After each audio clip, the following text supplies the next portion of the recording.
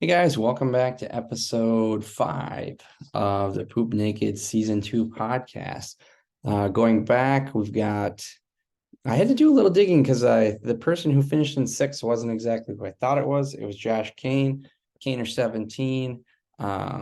His team name this year, Too Many Bears. Oh, why? So we're going to dive through, see if he's going to improve his projection of 6th overall. Once again, back here using Dynasty Daddy. For the top 6 from last year, I think I'm just going to keep it in contender view since you guys were playoff teams last year, and there wasn't too much of a difference between rebuilding and contender view in my mind anyways. So let's get started. So going through Josh's, glancing at his team overall, it's kind of interesting to see he's a tale of very extremes at the positions here. Looking at his bar graph, he has a ton of capital in wide receivers and quarterbacks. Scrolling down to the chart here, you can tell they make up his highest valued positions, 4th overall for wide receivers and 2nd overall for quarterbacks. Looking at his quarterback room, it's easy to see why. Top 3 guys, all probably top 12 dynasty quarterbacks, maybe. Boy, you could argue about Fields either way, but I think as it stands, he's probably a top 10 dynasty value. He just flashed incredible rushing upside last season. I think this is kind of an ideal QB room. Say what you will about Justin Herbert, but he's young and he arguably has the most talented arm in the NFL. This year, Kellen Moore is the OC in San Diego. They should have a lot more pass attempts per game. He's got a 5,000-yard season. He rushes it a little bit. I know Josh has a huge boner for Justin Herbert. He has him in several leagues, I know. So love that guy as QB1. Trevor Lawrence kind of broke out last year. Big expectations this year. Upgraded their wide receivers. Doug Peterson on offense should be good play calling. He rushes a little bit too. For me, I think he's like Dollar General Herbert, just underrated, but probably a top 6 dynasty quarterback. And then Fields we already touched on with the rushing. Going next into running backs, you can tell this is probably where that fraudulent label comes in. He has a lot of people, but not a lot of like value in terms of keep trade cut is what we're looking at. If we cycled it through to fantasy calc, dynasty process, dynasty superflex, those don't really change. So I think that this is a pretty fair valuation. Travis Etienne, love him. They just drafted Tank Bigsby. Questionable how they're going to use Etienne in the receiving game. I like that he's got the T-Law and Etienne stack. Etienne's certainly a good RB1 to have on your team. Going next, DeAndre Swift. I love DeAndre Swift probably as much as Josh loves Justin Herbert. But he's in Philly, really good offense, questionable how they're going to use him. He's hyper efficient. He's been very depressed in terms of value over the last year. So to me, he's more valuable than this number quantifies. I would be fine having him as flex, probably running back 2 is at worst on my team. But then after him, it really drops off. AJ Dillon, probably a good flex, but I wouldn't look to start him if I didn't have to. To me, he's just kind of a touchdown dependent guy. We don't really know what Jordan Love's going to be. I'm not expecting him to do a whole lot. Jamal Williams, Kenny Gainwell, P. Ryan, they're all good upside guys. If any of the other backs on their team goes down, potential for more, but not really high in terms of dynasty trade value. No one's going to give up a second for these guys. My favorite running back that he has is probably Sean Tucker, UDFA out of Syracuse. Didn't get drafted because of a heart condition. Good collegiate profile though. I like him. Word is he's going to be the running back 2 behind Rachaad White in Tampa Bay. So like him as a lottery ticket. Jeff Wilson, also like him as a lottery ticket, but he's just kind of perpetually injured. Going to his wide receivers, this is definitely one of my favorite aspects of his team.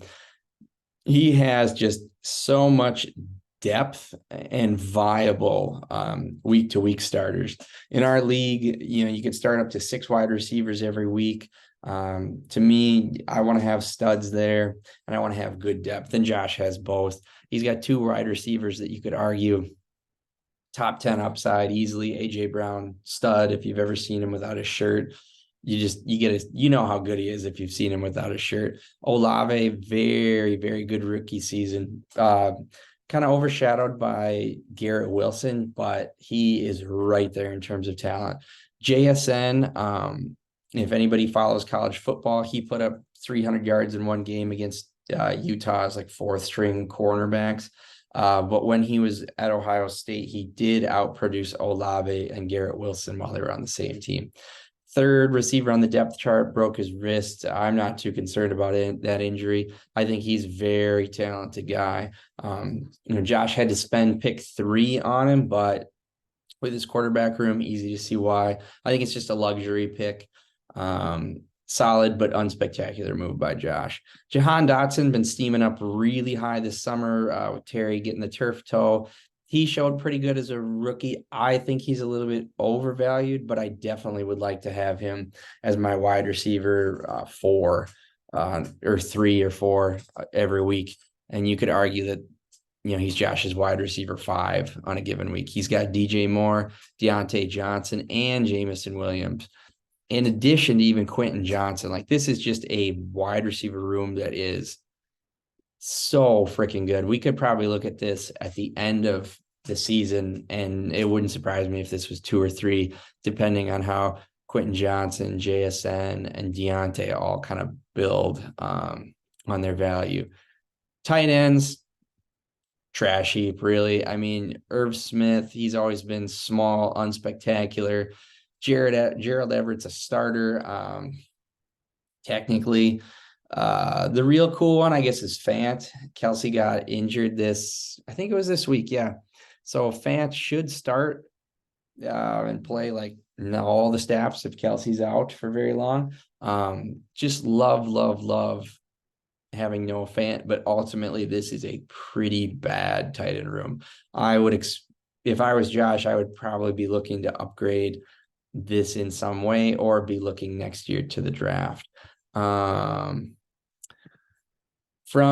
trades, we'll just kind of go through this quick. Back in April, he acquired Deontay Johnson and DJ Moore for essentially Ben's first round pick, which was pick 5, I believe.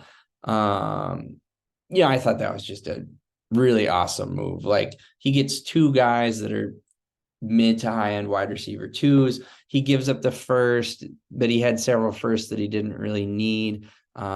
Gave up a second, mid-second, and Kadarius Toney, who's a fun dart throw, but to me, I think this worked out fine for both sides. Ben definitely needed some youth, but seeing how his wide receiver room ranked on our last couple episodes ago, you question whether it would have been better to stand pat and trade for some of these lower end picks that he ended up getting, like the 4th and the 2nd. Probably could have been gotten cheaper, but I honestly, not a horrible trade for either side. Next in May, Josh and I traded. I've been high on Rashad Bateman, like I said in my last video. It was tough for me to give up Noah Gray as a throw-in.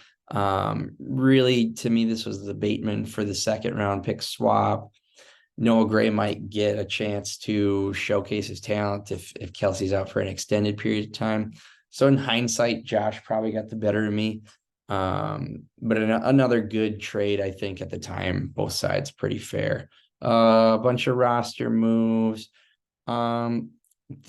This one again, kind of a head scratcher. Like, he acquires Claypool. I guess that's good value. Claypool is probably like budget Christian Watson at this point.